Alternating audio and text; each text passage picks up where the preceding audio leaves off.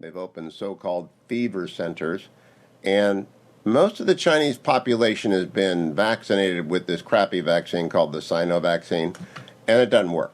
It's not like our vaccines that are out there, and you might be vaccine skeptical, not be vaccinated. Good for you, whatever your choice is. You made it as a free American, and I bless you for it. I've had 2 shots and 3 boosters, and I haven't gotten COVID yet, and I hope I don't ever get it. But I know one thing. Many people are very susceptible to it if they're older and if they have an underlying condition. And China's done nothing to prepare their population except these extreme lockdowns.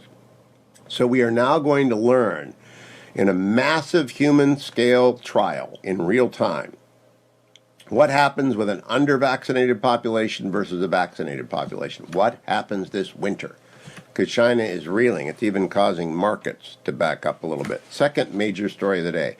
Mass migrant crossing floods Texas border facility, New York Times. The arrival up to 1,000 migrants. The latest big group to have crossed the border was one of the largest single crossing in recent years. This is in the New York Times. Hundreds of migrants, part of a caravan of people, mainly from Nicaragua, crossed en masse in the United States at the El Paso border checkpoint on Sunday, among the largest single crossings across the West Texas border in recent years. It could be as high as 1,100 people. The region around El Paso has seen a sharp increase in the number of people attempting to cross from Mexico in recent months, with 53,000 encounters recorded by border agents there in October. So in 1 month, 50,000 recorded contacts. Okay, you do the math. That's 3 million people a year are coming across the southern border. 3 million people a year. It's just astonishing to me that the President of the United States went down to Texas and wouldn't go to the border. The President of the United States rejects the idea that there's a border crisis. They want to withdraw Section 42, Title 42 protections. We don't know what these people's COVID situation is. We don't know what these people's health situation is. We don't know how many are in the grips of the cartels, how many are being trafficked, how many are carrying fentanyl. 53,000 people in El Paso. In El Paso. What about the rest of the border? So that's 3 million people. It's an astonishing number. We have absolutely crashed. Do you notice this is coming out? The New York Times is covering this 2 weeks after an election. Does that tell you anything about it? I guess it's been 3 weeks since the election. Does that tell you anything about it? That this isn't a news story, but the New York Times knows they have to cover it, so they cover it today. From the Hill, Supreme Court takes up yet another clash over Biden's student debt relief plan. The court yesterday accepted another case. Arguments are going to be heard in February about the constitutionality of Joe Biden's student forgiveness giveaway. It's going to be struck down. Absolutely going to be struck down. Now, I did this show prep yesterday. This story came out yesterday at 5:30. Sam Bankman-Fried's parents were there for FTX's rises and now its fall. Sam Bankman-Fried, who crashed the crypto market and has caused its basic instability. In fact, I'll do a market update here short. Bitcoin is up to 17,400. I haven't gotten Bitcoin yet, but a bunch of the other ones are shaky. Sam Bankman-Fried was set on his way by 2 Stanford law professors who are very good law professors, but law professors don't really know a lot about the world. I've been a law professor since 1996, and I kept my hand in private practice under the arrangement I hit with Chapman, and I only teach 1 semester a year now, but I like being a professor, but I like being in the world more. Most professors are simply not connected to the world. So if they were giving Sam Bankman-Fried advice, even if they're a very good law professor, it doesn't mean he was getting great legal advice. He was arrested yesterday. That happened late last night. I just posted on my Twitter feed a story from Ellis News Items, the last thing I read before going on the air, because it's the latest breaking news and it comes in the earliest. FTX founder Sam Bankman-Fried was arrested in the Bahamas at the behest of U.S. prosecutors on Monday, the day before he was due to testify before Congress about the abrupt failure last month in one of the world's largest cryptocurrency exchanges. The arrest marks a stunning fall from grace for the 30-year-old entrepreneur, widely known by his initials SBF, who made a boom in Bitcoin and other digital assets to become a billionaire many times over until FTX's rapid demise. That's a Reuters story that John Ellis is quoting at the top of Ellis News Items this morning. He's going to face 50, 70, 100 years in jail. SBF is going to jail. I don't know what he was hoping for. Maybe he's hoping to fight extradition in the Bahamas. We have an extradition treaty with the Bahamas. It's not going to stop him being brought to justice, probably in New York City. And I want you to know right now that the extent of his crimes are not widely known. It's going to take a long time to figure out, but he's been arrested. No congressional testimony for him today. Maxine Waters is not going to get her last moment in the sun as chairwoman of the Finance Committee in the House. That's going to be Patrick McHenry of North Carolina. And Patrick McHenry will, if he ever talks, he's not going to talk to Sam Bankman-Fried. Now he's facing criminal charges. It was stupid for him to be doing these interviews anyway, just absolutely stupid, and his criminal defense lawyers must be. But he probably thought he could BS his way through all this when he can't. Welcome back, America. It's Hugh Hewitt. I'm rarely knocked back by a news story. I'm pretty much prepared for anything in the news, unless it's like a 9/11 attack or just big things happen. I'm not, but I am back on my heels reading the New York Times this morning. This paragraph. The region around El Paso has seen a sharp increase in the number of people attempting to cross from Mexico in recent months, with 53,000 encounters recorded by border agents there in October, the most recent month for which data is available. That is more than on any other section of the U.S.-Mexican border. Federal agents have recorded a record number of encounters along the entire southern border, nearly 2.4 million in a year-long period. Now, that year-long period ended in October. This is October's number, 53,000 people it ended in September. This is the first month of the new fiscal year. 53,000 people in one part of the border. That's 3 million a year if you extrapolate it out, on top of the 2.4 million that came in. What are we doing? I'm going to start in the south and move north. Sean in Florida, what do you think? Hi, thank you for having me. What we're doing is absolute insanity. We need to secure our border. I have a very unique perspective on this because I lived in Central America for 25 years. My wife is an immigrant. We had to wait 3 years and spend a lot of money to get her here. And what's very important, since I have perspective and I know a lot of people from down there, they're all coming. 53,000 is going to be a drop in the bucket. That's in one city. That's in one city. It's not 53,000 on the border. It's in one city. In one city, and that is going to increase more than anyone can understand. I talk to people that are coming, cousins, friends. They are all coming because they think that they can come and it's going to be fine. Yeah, it's the messaging. It's going to happen. Trump messaged a border wall. We will not let you come in. You will be miserable if you stay there. But when the border is open, he said, come on in. It's like the land rush. I've been reading the history of the English-speaking people. Talks about the colonization of Australia, New Zealand, America. And when you're giving away entry passes, immigrants come. And this number is so high. Thank you, Sean. Let me stay in Florida. Richard, which part of Florida, Richard? The St. Petersburg area. Great to talk to you. What do you think? Well, I'm a retired federal agent. I did do some border issues, not a huge amount, but I was associated with the border for a short time period. Were you Bureau? FBI? I'm sorry? Which agency? I worked for DHS Internal Affairs as a retiree. They brought us out of retirement to help with the border issues back in 2008 to 2010. Okay. They were trying to get it under control, and they were doing a good job. But the bottom line is, here's the deal. Walls work. Any sort of barrier from a law enforcement perspective helps. And when you're talking about a wall, you're going to decrease illegal immigration by probably 97 to 98%. At least you're going to funnel the people coming through to areas where they have to be processed. That's just common sense. Yeah, the wall is the outward expression of an inward resolve to protect the border, and the word travels, borders closed. And when you don't build the wall, the word travels, come on in. Right, exactly. And the bottom line is, from a law enforcement perspective, walls work. They're barriers. It's common sense. But here's what I'm seeing out here when I talk to people about this issue. They don't know. They're not hearing what's going on. Now, we are, because we listen to certain networks or whatever the case may be, and they cover it quite all the time.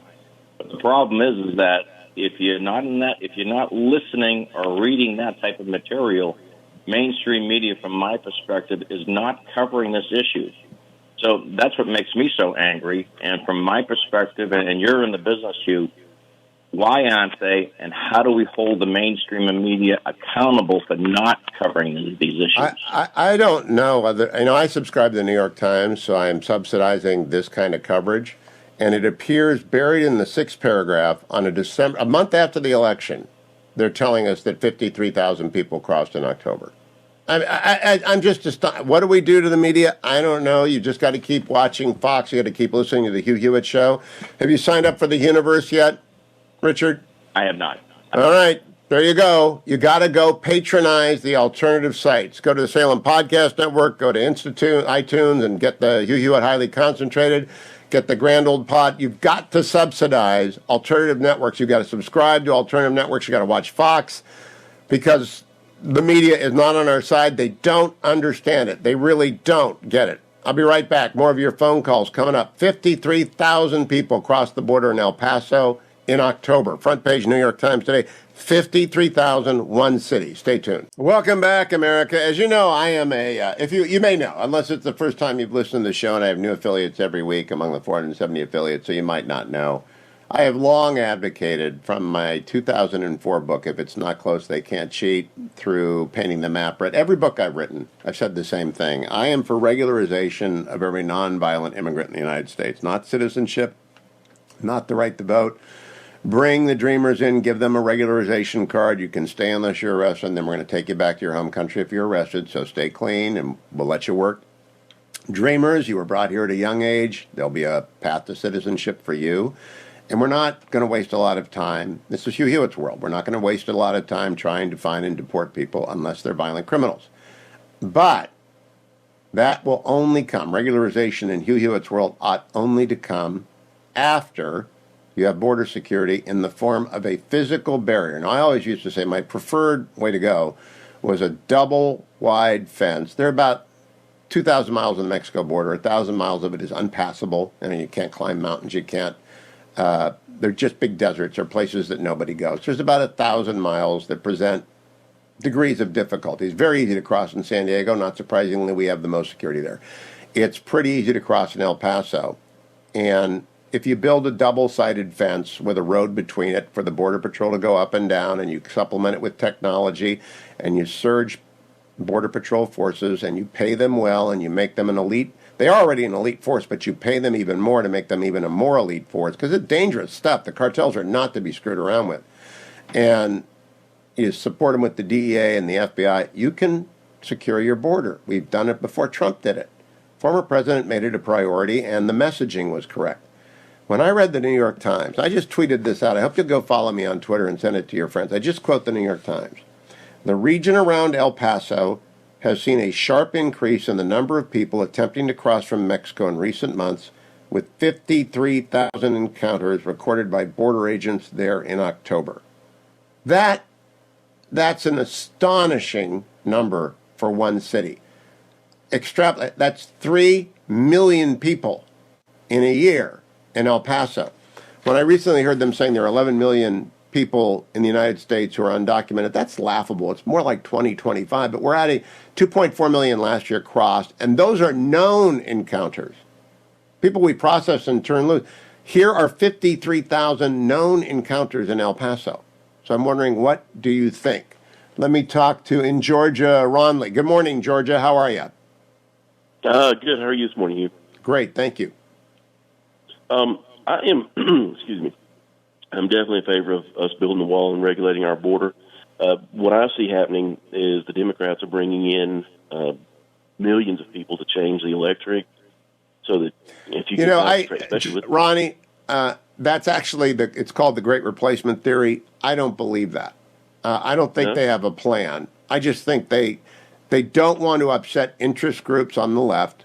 Mm-hmm. They don't want to upset anybody by doing anything that seems cruel or mean. Then I reject the Great Replacement Theory. That would suggest a plan. They don't have a plan.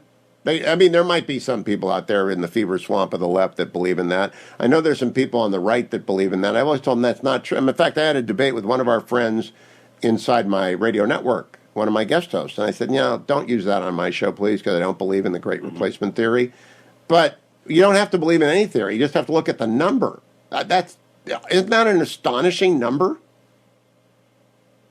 It is, and another thing that I'm concerned about is housing these people, feeding these people. We're not getting doctors and research scientists that are coming through illegally. Those folks will come through legally. So how do we logistically support all of these people? I mean, I agree with you. I think it's much more than 11 million. I think we're 2030, approaching 40 million possibly. It could be. Look, we don't have any idea. You know what we're doing? We are shipping them all over the country into various enclaves and trying to disperse them in a population of 330 million people. And you say, oh, 53,000 is nothing against 330 million people. But the way that immigrant communities work, it's the way my family worked. You know, we're recent arrivals, and thank you for the call. The Hewitts got here in 1878 from Ulster. And what they do, they went to family in southern Pennsylvania. My great-grandfather mined coal, got enough money together and bought a farm in Ohio and moved up to Ohio, and had my grandfather, who got left by one of his brothers enough money to go to law school late in life and became a lawyer. The American dream. Right? So what do? Immigrants follow immigration paths. So the 53,000 are going somewhere to someone. Now, some of them aren't. Some are being trafficked for the most horrific things that I don't want to talk about because it's a family show. But mostly they just follow well-worn paths to immigrant communities into which they are absorbed into very, very bad circumstances. Some of them get absorbed into gangs like MS-13. Some of them get absorbed into cleaning crews. If you go to a hotel, you'll find that ethnicity is usually very common among the cleaning staff because friends get friends' jobs. That's how it works. James Fallows, who's a man on the left, wrote a great story about this years ago in either the Atlantic or the New Republic about immigrant paths.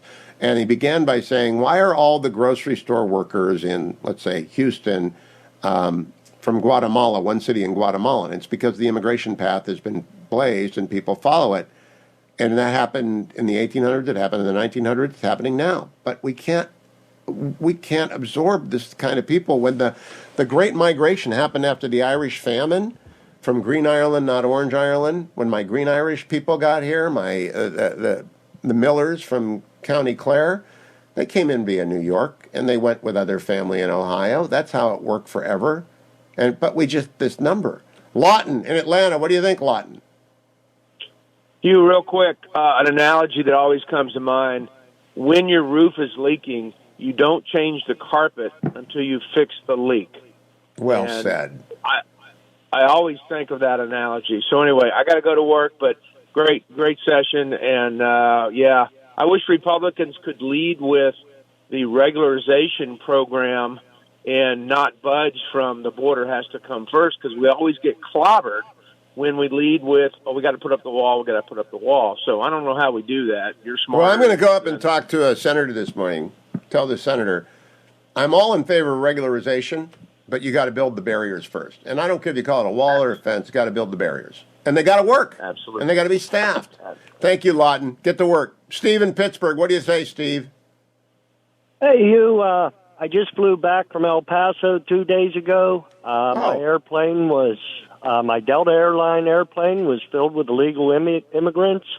The guy next to me, he coughed and blew his nose the whole time, and it's not good. My son's airplane was also filled. He was flying to Baltimore. What were you doing in El Paso? My son was graduating from New Mexico State. I was actually over in Las Cruces for a couple Well, days. congratulations on that. And so you were flying to Atlanta from El Paso, and many of the passengers were immigrants being processed by DHS or ICE?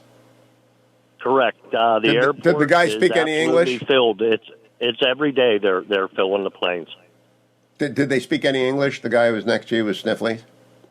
No. There were people that were letting the stewardess know what he was saying. Okay, that's a great anecdote. Anecdotal evidence is evidence of anecdotes, but I like to hear them. Thank you, Steve. Let me go to Roy in Texas. Good morning, Roy. Where are you in Texas? Right here in the center of Texas, in Dallas. Oh, but however, good to talk to you. I'm with the member of Texas Constitutional Sheriffs and Peace Officers Association. Kirk Waters is one of our men, and Is that, I don't know the group. Is that a legit group? Is that like? Yes, sir, it is. It is a legitimate group. Yes, sir. Is it made up of actually, are they actually deputized officers of the state? Yes, sir. Okay. Good. Absolutely. They are sworn peace officers of the state of Texas. Yes, sir. Okay, great. I didn't want to be talking to some fringe group, but I gathered just from the way you opened up that you're not. Tell me what your story is.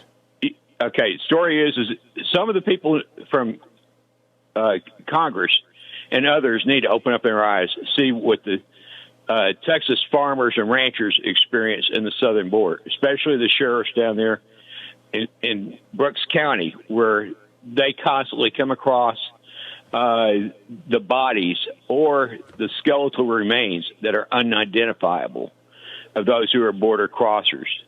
Further, the rate of crime that these individuals bring into our country, especially in the state of Texas, and if they commit a capital felony in the state of Texas, where they go, they run. They head right back across the border. And what are the problems we experience? The problems we experience are we have to go through Mexico. Mexico is not truly our friend. They should be considered as the number 5 enemy of our country. I'm not sure I'm going to go. I think they're a failed state, and there's a great post piece on the Eagle today. I would recommend that to you. But figure out before people jump to think that Roy is racist. 53,000 people, 10% of them. Okay, let's put 10% of them in the most dysfunctional, least adjusted, least likely to work. That's 5,300. Let's talk about 1% of them being criminally minded. That's 530 people. And let's take about 1/10 of 1% being violent. That's 53 violent people who came in October to El Paso. Just break it down. Most of the 53,000 are probably just looking for a job, looking for a better life. I understand it. We've got to open our arms to people who are here. But I'm just telling you, that's not sustainable, Roy. Thank you, friend. One more. Let me go to Minnesota and talk to Mitchell. Get a Northerner's opinion of this. Good morning, Mitchell. Good morning. So to go from Managua, Nicaragua to El Paso, it's almost 1,800, 2,000 miles. You have to cross El Salvador, Belize, Guatemala before you even get to Mexico. And then you get southern Mexico. And then you get over to El Paso. And Tony, the cartels are doing it.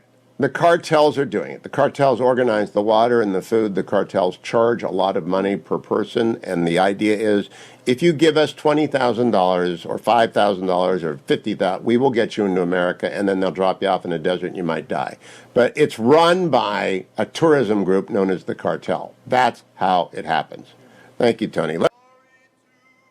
Welcome back, America. It's Hugh Hewitt. I hope you're having a great Christmas season. David Drucker, I hope you are as well. David, I have been talking this morning. I'm going to have a Washington Post column on Twitter, and I had intended to talk to you about Twitter until I read the New York Times story this morning. In October, in El Paso alone, 53,000 illegal crossings with which Americans had contact. So the Border Patrol talked to 53,000 people in 1 month. That's astonishing. How do you react to that? That's a New York Times story.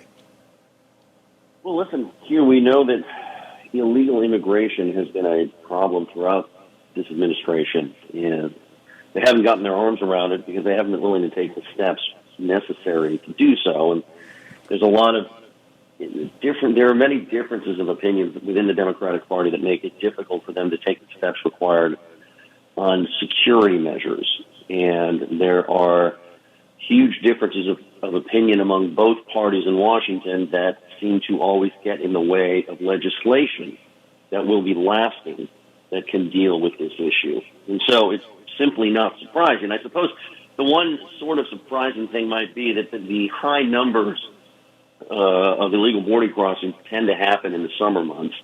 Yes. It's not the summer. It's still happening.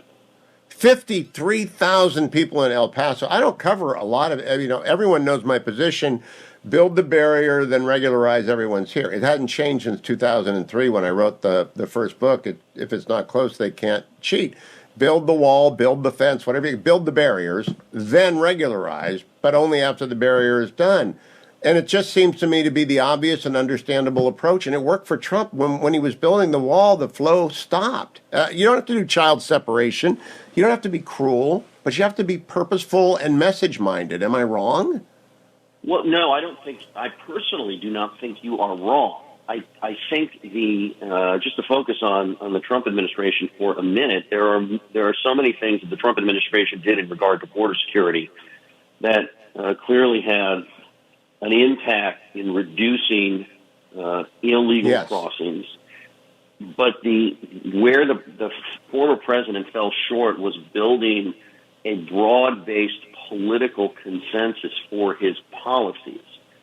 And he's not the first president to run into trouble doing that. But when you cannot build a bipartisan, broad-based consensus among the general public, forget members of Congress for a minute, it means that, as happened with the next administration, there's not going to be any pressure to keep a lot of those measures in place. I mean, a lot of it was executive order-based anyway, which too many presidents rely on. But absent legislation, the Biden administration felt free to undo a lot of this because there was political support to do so within his own party, and many Americans never fully embraced politically the Trump approach to security. That had a lot to do with him and how he handles things. But presidents, the current one, the former one, and presidents before them, they've all failed to develop a political consensus for security measures so that we can then deal with the people that are already here. And David, I had to reject a caller with the great replacement theory. I don't believe that Democrats have a plan. I just think they don't want to deal with it, and it's a politically charged issue for some of their interest groups, and so they don't want to deal with it. But as a result, 53,000 people. It's as though we've got a sign up in Guatemala and Nicaragua, come to America, you'll be allowed in. I mean, it's such an astonishingly high number, and Trump had solved this. Not completely, but the numbers were manageable, and we could handle it. But that's not manageable. 53,000 people. Can you imagine any other city in America? Martha's Vineyard collapsed when Ron DeSantis sent them 50, right? That is, look, I think the decision of some Republican governors to send illegal immigrants into the interior of the country, if you look at it from a proper political messaging standpoint, wasn't necessarily a bad idea, and that it forced states and localities that don't have to deal with this to actually deal with it. And some of these are Democrats who might have a better line into the White House than naturally antagonistic Republican governors. I think the way you solve this, number one, is to not talk about it in a polarizing manner, because that, as you know, the wall had never been a political issue until it became Trump's wall. The big, beautiful wall, yeah. And that, yes, but that is a problem. Making that wall Trump's wall made it less likely to be built and sustained. You're only president for 4 to 8 years. You need things to last. The other thing that presidents need to get their arms around is that congressional legislation makes them permanent. Executive orders can be undone with the stroke of a pen by their successor, and that's what we have seen on matters of immigration. And failing to get legislation done is a failure. Executive orders are not a substitute.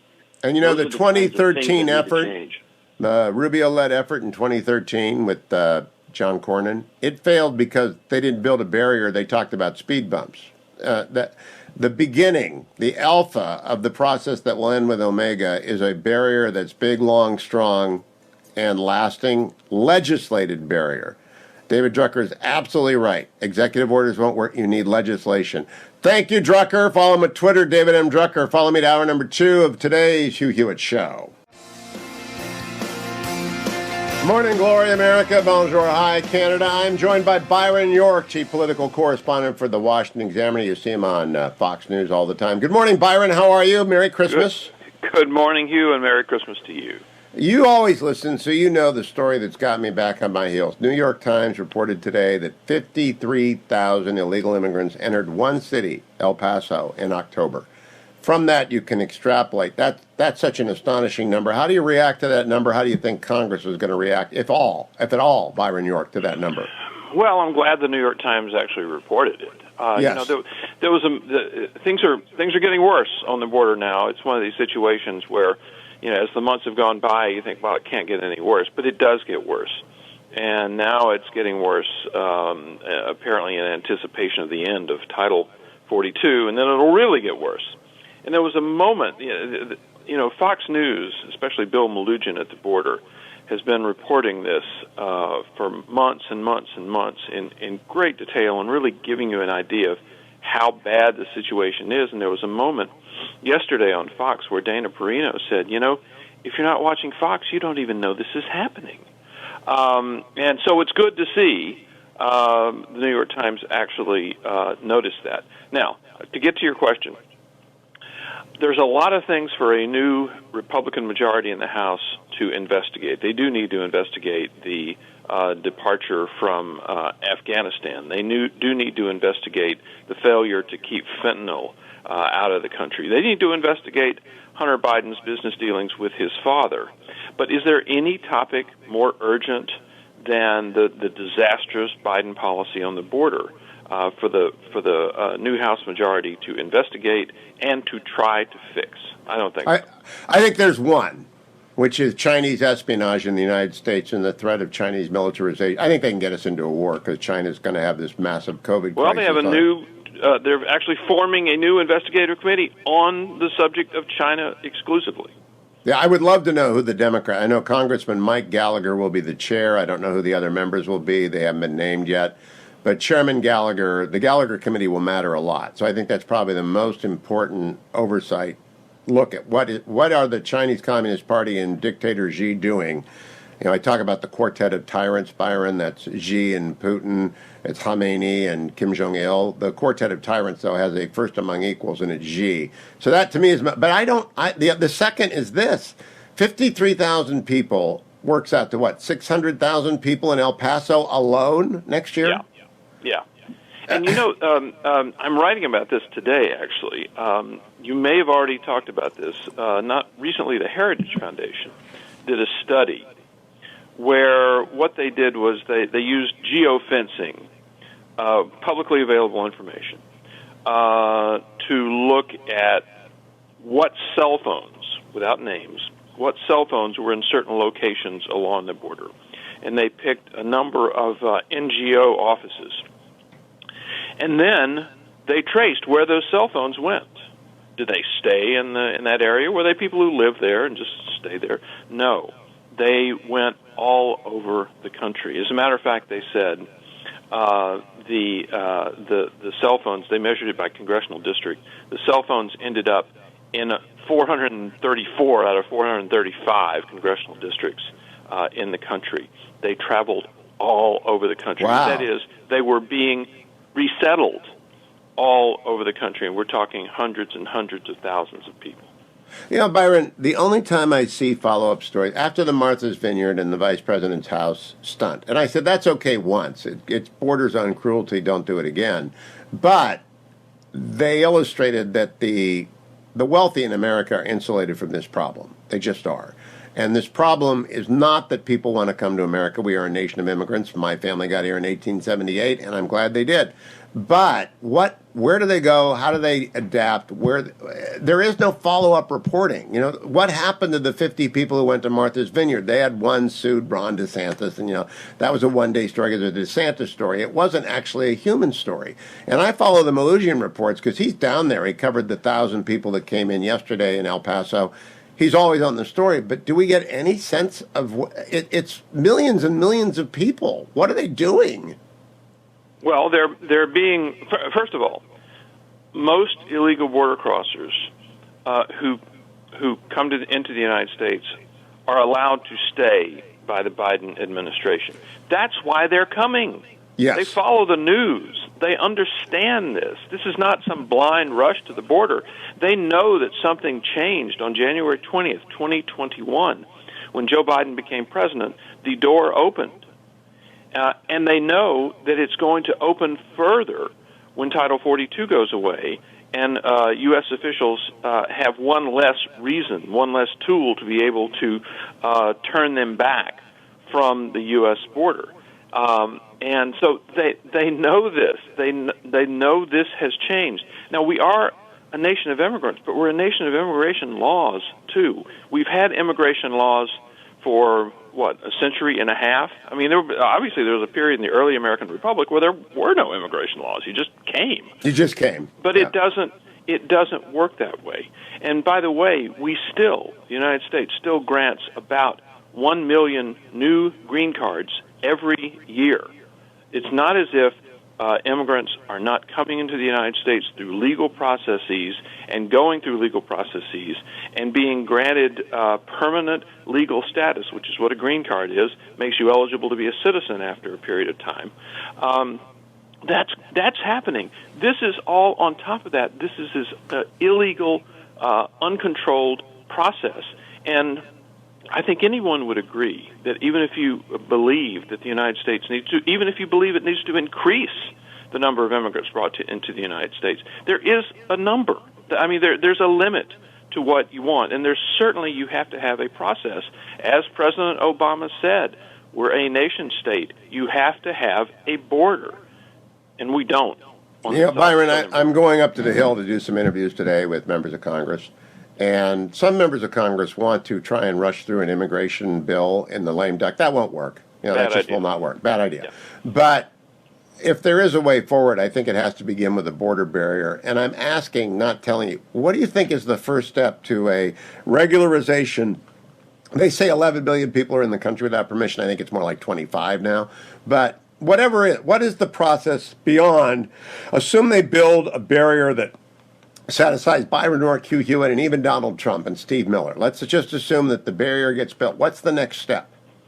Well, I think you have to have enforcement is really two things. It's one, a barrier to slow. You won't stop it entirely, but to slow dramatically the flow of illegal crossers in the United States. And the other is to enforce against people who are here illegally. Now, a large number of that group that you mentioned, people who are in the United States illegally, came legally with a visa. The visa expired, and they stayed. There is technology. There is a way to find these people, and there has been for years and years, and it has been legislated. It has been put into law, entry-exit, an ID system.